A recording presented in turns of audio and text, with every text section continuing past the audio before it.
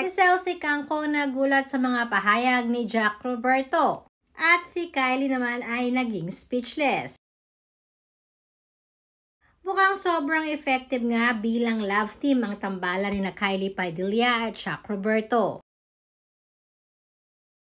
Madaming netizens ang talaga namang inaabangan sila sa kanilang pinagsasamahang teleserye ngayon na My Father's Wife.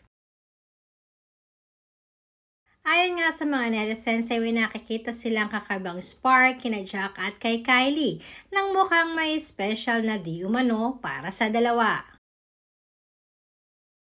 Matatanda ang nai-share na din noon ni Kylie na hindi naman ito ang kauna-unahang pagkakataon na magkakasama sila ni Jack, kaya naman ay at is na sila sa isa't isa. Subalit madami naman nagsasabi na iba ang closeness ngayon ng dalawa, para na daw kasing magjowa ang mga ito. Kaya naman ayon na rin sa aming source ay may plano na pala talaga itong si Jack na manligaw kay Kylie. Actually ay mas lalo pa nga di umanong nakilala ni Kylie si Jack dahil sa kanilang teleserye ngayon.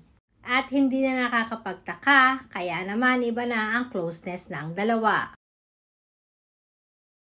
Dagdag pa ng aming source ay mukhang nais na talagang ipagpaalam ni Jack ang pangliligaw nito kay Kylie sa Mama Lizelle ni Kylie Padilla.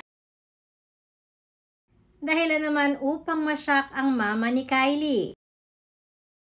Dahil hindi raw di umano nito inasahan ang mga pagpapaalam na ginawa ni Jack. Bilang mama daw kasi ay pinapayuhan talaga niya si Kylie na maging careful na pagdating sa love life ngayon. Ito ay dahil na rin sa daming pinagdaanan ni Kylie, kaya naman ayaw niya nang madaanan pa or maranasan ng muli ni Kylie ang napagdaanan nilang parehas.